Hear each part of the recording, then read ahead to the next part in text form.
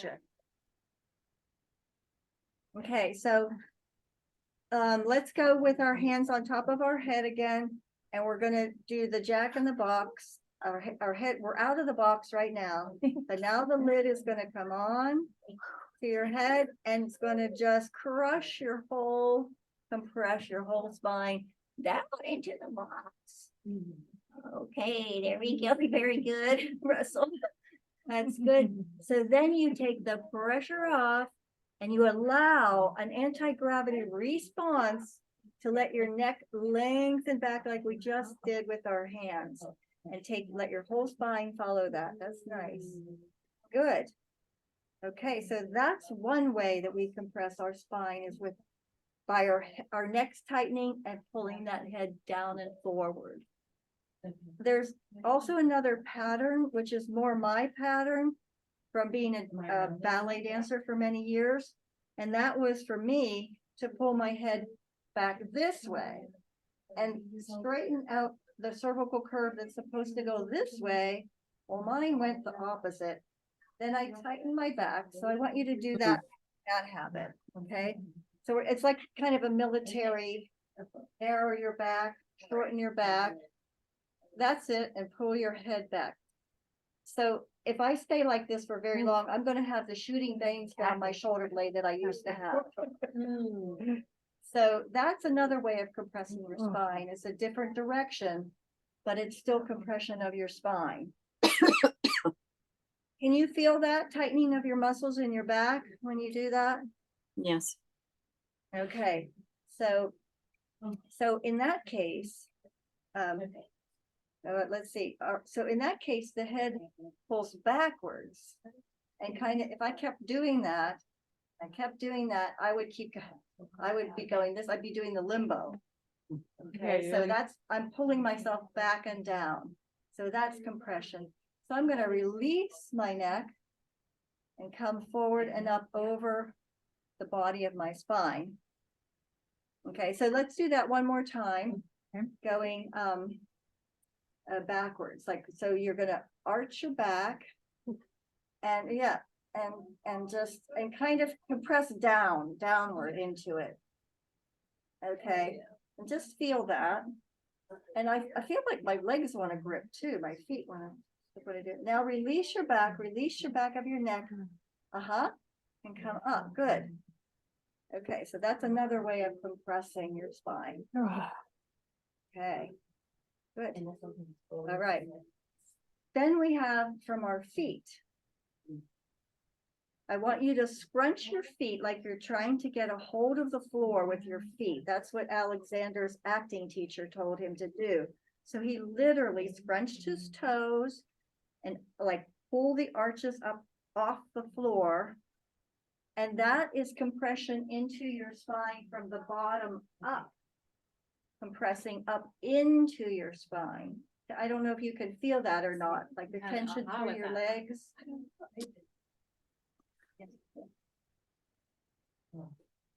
Right. Yeah. You're like, any questions on that one? Can you feel that? Yeah, it's like pushing my sacrum together. Right. And sort of up, right. You feel that, Kathy? Okay, good. Now release your feet, all the muscles down the front of your shins and your calf muscles.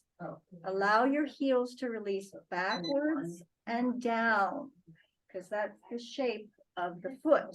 The heel goes behind the lower leg. And then your toes release forward, away from your heels and away from each other. So heels back and down, Alexander would say.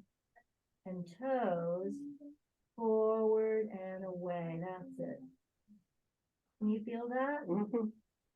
So you're really, your whole foot is spread out more evenly through the whole foot. Does that feel different than the other? Yeah. I So never thought of that like that ever. release heels back and down. Gripping this is like right in your back. Yeah, there you go. That's better. Yeah. You want to release here. That's it. Okay. So now you have weight in your foot Right. here and in your heel, your toes and your heel. So you want to have more equal balance between, through your whole foot. That looks good. Yes. Does that feel different, Kathy? Yeah. Is it more towards the center, Right. like the middle? Yeah. Good, Carolyn. Okay. Heel back and down. Toes, Yeah, it changes my lower leg muscles below my knees is like down here in my legs. Then this has to kind of Come roll. down Does that make sense a little bit? This way? to the inside. Oh, yeah. Yeah, that way. There you go. spiral. That's right. You were holding up your navicular a little bit. Yeah. That looks good. That's good. So there's like a spiral to the foot that happens. Sorry, I can't get my hands out there into the computer. So I don't know. Can you feel that little release and the spiral towards your big toe at all? Okay, so now we're going to go on to the outside of our feet and feel what that feels like. So another habit I developed from ballet is to go on the outside of my feet like this. Mhm. And kind of with my toes curling up. Yeah. And then just do that and see what that feels like in your whole body, your rear end, your back. And see what that does to your breathing. And then, not that you can't do all these things freely, but there's usually developed from habits of tension. So you pull up and then release them down and your feet will go spiral. Or they'll spiral to the ground. Boom, like that. So then when you have that release to the ground that way, then you have an anti-gravity response that goes through your body from the ground, right up through your spine. And then, okay, good. So take a little walk and just notice, walk around and see what you do. What happens to my head? Do I just take a walk and see what happens to your feet and happens to your head? Because that's basically what we've been thinking about. And see if your feet want to tighten and at any point during the transitioning.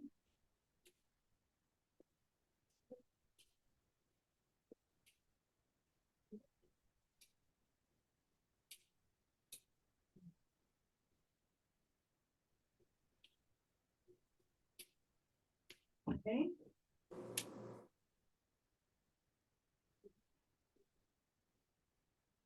Okay, so did you notice anything, any tightening in your feet? Anybody? Anybody out there? No? Okay. Good. I'm walking when I do it for too long, I start walking on the outside edges again. Like I Okay, start out good and then I go to the outside edges again. well, good that you can notice that. And are you able to release it back to the spiral inward? Yes. Good. Yes. Good. So that's 3 of the principles of Alexander work. The first principle is recognition of your force of habit. Okay. So did you, first habit is a little bit to the I outside, think so, right? yeah. Yeah. Excuse me, Caroline, is that pronated feet, what this woman just described, like walking on the outside? Yes, that's That's pronated? wait. No, this is supination. Okay.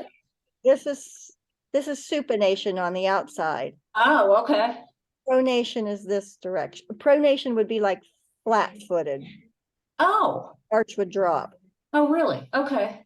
Yeah. Okay. I was told I had pronated feet a long time ago, so I didn't even know what it meant. Thank you. Oh, okay. So may I see your feet? Can you stand up and let me see your feet? I have really ugly feet. I mean, I can show them to you here. I mean, No, you have to stand on them. Because I can't, oh, yeah. I don't know if I can. Maybe I can. And can you feel your, how about a little bit on the right one to go out a Or is little it bit? the right one more? The right one.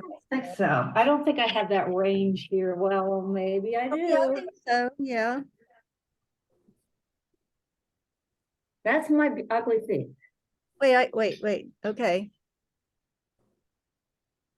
Okay, well, that looks pretty good to me. Huh, okay. Yeah, now go on the outside of your feet for me. That would be supinating. Okay, Okay, can you feel what that does to your body? yes, Okay, now release that to the inside, so it's a spiral inward, and feel what that does. yes. It feels good. Okay, good, because the foot is, thank you. That was, Sure, thank you, thank you. if you see, the foot is naturally spiraled this way. I have to actually do something to take the foot off the floor and go to the outside. I have to do something to it. But if Okay, I just let it go, wonk, it spirals like that. Shunk. uh-huh, And that spiral supports your whole body. oh, So if I go to the outside, my foot's gonna fall over this direction, and so will I. So it affects your balance. huh, And if it's too flat-footed, it's gonna fall to the inside. okay. So yeah, so it's just naturally designed to support you really well. Carolyn, I have a question, or maybe comment. So when I was walking around and I seemed to be okay, but then like Arlene, I felt after a time, I also went on the outside. And when I went on the outside of my feet, my balance was not very good either. That's right. Yes, Yeah, because I can't even do it. I mean, I really, if I just sat this on the floor, it would stand like this. uh-huh, But if I go to the outside, yeah. Yeah, it's just, yeah. I Your could legs feel break. that all the way up. yes, You so- break your legs. exactly. So then you don't have support for your spine, and then your Yep. spine does all kind of wonky things. to Yep. try- And then there comes the compression. I just start to walk like, I've seen people walk like this. Let's see, like this. Can you see my hip? Uh-huh, Oh, gosh. Like that? So that tends to take people off balance. So that's another kind of compression. How do runway models walk the way they Yeah. walk? good question. Well, actually, it depends on how they're trained. But I worked with a 19-year-old runway model who was having serious back issues to the point of talking about surgery, because she walked compression of her spine like this, because they're taught to walk like this Mhm. now, but Like leading with the pelvis. leading with the pelvis. Yeah. Mhm. I think I have to get something fancier on for this. Like matching. Well, it is from New York City. so- But really, so that's here, okay, you're standing up again? Mhm. Here's another way of compressing your spine. Come on over this way, Kathy. Okay, come on over this way, Kathy. All right, so they're gonna go sideways to the camera, so face each other. Okay, and I'll go this way. Now take your hands back here, pockets back there, and you're forward like that. Yeah, there you go. That's it. So there's your waddle walk. Mm. Go down like that and see what that feels like on your back. Ugh. That's a nice compression right into your lumbar spine. I can't walk like that. Right. There you go, I Catherine. Yeah. can't do it. My tendons. And they do something wonky, like with their hips and their, like how they put their legs. It doesn't look normal, like a normal motion Not or a movement. natural. walk. Very whatever it is. Right. Yeah. Throw that into the mix. Okay, so that's a way of compressing your spine too. Now, let me show you. Oh, I have to get my spine. Hold on one second. So hip leading versus like up.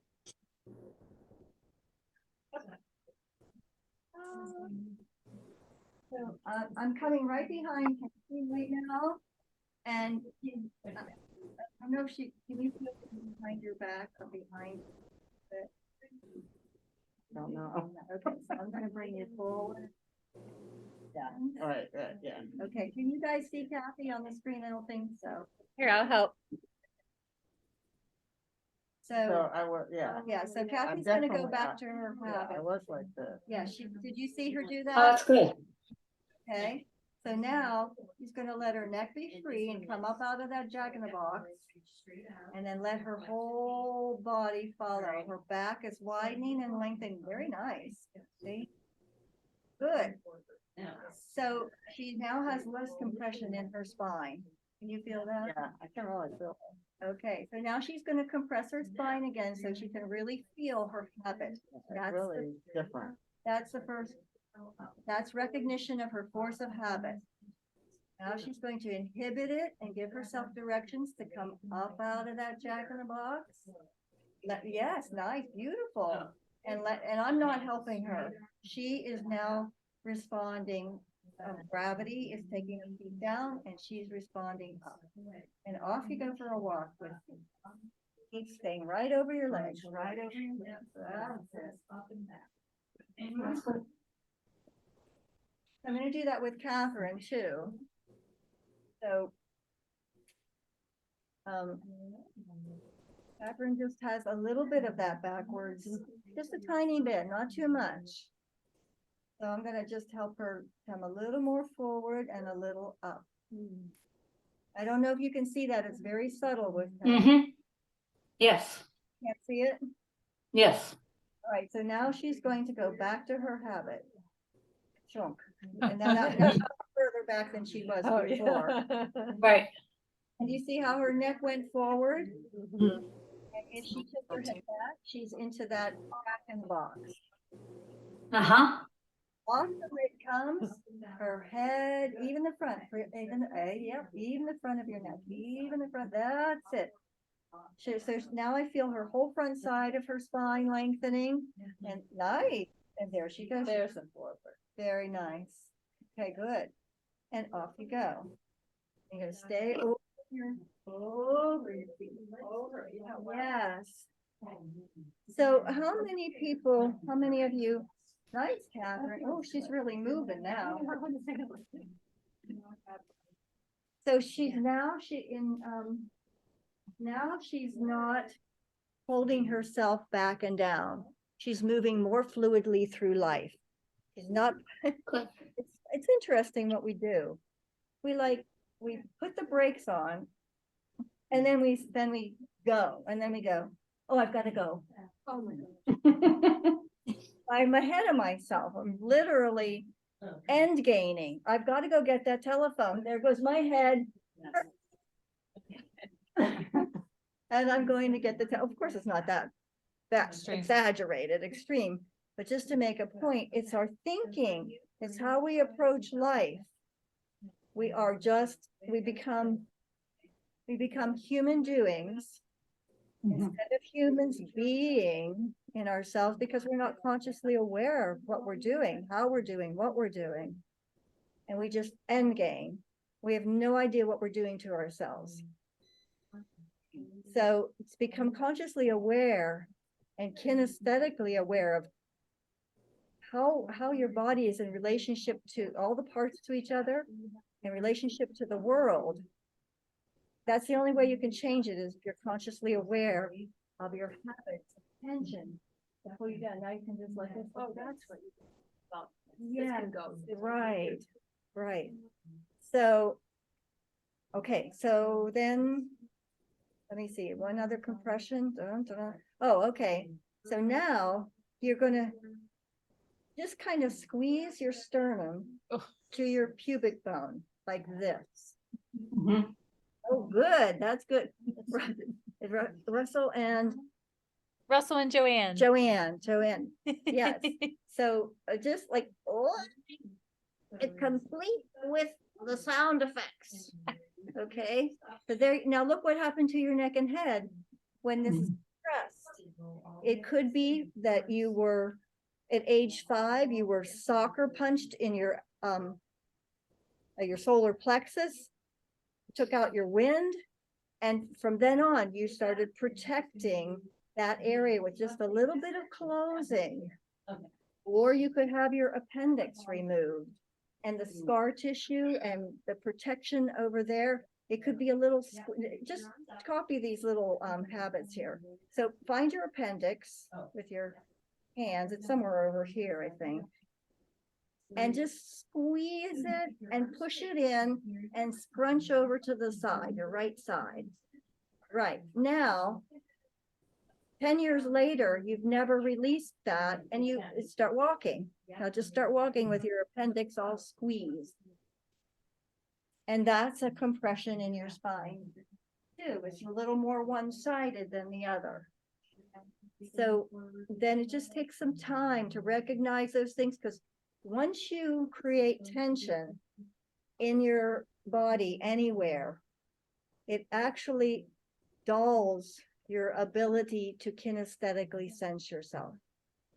Repeat that one more time. Okay, so where there's excess tension, it actually will dull your ability to sense yourself, to kinesthetically sense an area. So then it creates like an amnesia, and you don't know what you're doing to yourself anymore. So, yeah, so for many, I mean, I remember different Alexander teachers working with different habits of mine. I did a lot of massage work. And so I have pictures of me walking around like this with my pulled back, my elbows pulled back, tension in my elbows. And the first time she worked with me, and this all came down, and that somehow it was also turned this way. And when she worked with me to get all that tension released and my arm went like that, that's a big change. I couldn't feel it. I could not feel those Didn't feel like it changes. was your I arm? could see it, but I couldn't feel it. Yeah. Took her like 5 times to help me feel that, because I had so much tension, I couldn't feel it anymore. So whenever you compress your joints anywhere, it starts to set up a compression in your spine or vice versa. So let's see, what else? I think that's it. Big idea. Yeah. That's a really big idea. Yeah. All right, so how about if we just do one little quick, we've got 5 minutes, I mean, 7. If you have to go, go ahead. But we started a little bit late, so let's just do a little bit of what we first started with. A little recognition of this habit of the neck going forward and the head tilting back and everything crunching down. Then take your hands off.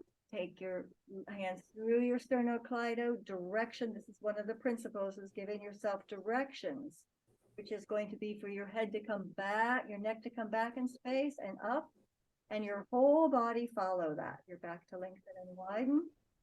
Whole body follows that. Pull up your toes, go to the outside of your feet, tension up through your ankles, your shins, your calves. Notice what that does to your breathing and what that changes in your sacrum and your neck even. I can feel that in my neck. And now release your feet into that spiral, toes away, heels back and down, releasing in the calves and the shins. And then let's go into this one back here. Back there, that's the hamstring shortening. And release the hamstrings. Good. Knife right up through your head. Make sure every change changes your whole self, not just one part of you. And then your weight is over the lumbar part of your spine, which is, where'd it go? It's on the table. Oh, The little skeleton. no. My big, this guy. Oh. This this big lumbar curve, Mhm. your lumbar vertebra. So you don't want the pressure back here on the transverse processes in your back. You want it to be over here On the like on the body of the spine. Oops, the discs are backwards. So you want, yeah, you want to be settling here. So if you're back here, you're now compressing. These are all nerves running out Mhm. of your spine. So you do that and you're going to crunch on those nerves. So up you go, forward and up. Over, good. That's better. They can come a little more forward. Who's that? This is Arlene. Arlene. Oh, I sorry. Ribs come a little bit more forward. Yeah. It might be the camera angle that I'm seeing. Yeah, I think. And yeah, and then this crunch in here, the sternum to the pubic bone, crunch it down like you've had somebody sucker punched you in there. Notice how your head and neck go. Notice, I want to even pull up in my feet when I do that. So now release that, release your feet, toes forward and away, heels back and down, neck free, and your arm structure. We didn't really talk about this. Go ahead and pull your shoulder blades down like this and forward. This all wants to go with that. And now release the shoulder blades up, free on top of your ribs. That's nice. Good. Nice, Joanne. Yep. And then we'll take, oh, nice. Good. You're more up over your legs. Now you can let this come up a little bit more. I keep feeling, it just feels like it, Going too high, but I backwards. guess it's just different. Okay, so this brings up another principle. When she's coming forward, Kathy's coming forward up over her legs, her head and neck want to go like this. Go Mm. forward. I'm having this up and she feels like she's like this, Yeah. just not like this. So that's the third principle, is recognition of faulty sensory awareness. So if you're back here and you think this is upright, and you release and come forward and up over the support of the body of the spine, it might feel like you've gone from here to here and like you're too far forward. But it's just because you're not used to what upright really feels like. So let's see what else. So shoulder blade. Oh, the other shoulder blade thing is pull the shoulder blades back, which we sort of did the military thing. And now release them. And check to see if your arms are about 4 inches in front of your legs with the palms facing behind you. If you're like this, with your shoulders pulled back, your arms pulled back, and your arms are sideways, palms sideways, facing your side, that's a held position. Release, and that's where they go naturally. And that's where we do things. Shake hands. We don't shake hands like this. Oh, hi, Catherine. Nice to meet you. So we're ready to receive life and be supported by the world. So we don't have to hold ourselves up because we are designed to, or structure, unless there's something, deformity or something. We're designed to be upright effortlessly without being held. We're designed to be relaxed without being collapsed. Not collapsing. So that's a Tai Chi principle as well. There you have it. Carry on with Thank you. Thank Thank you. Was Thanks, wonderful. Leslie. Carolyn. Bye. Thanks, Leslie. Thanks for Bye, joining guys. us, guys. Yeah. Big idea. Bye. Thank you. Good night. Bye, Carolyn. Night. Bye, Catherine. Thanks. Kathy. Yeah.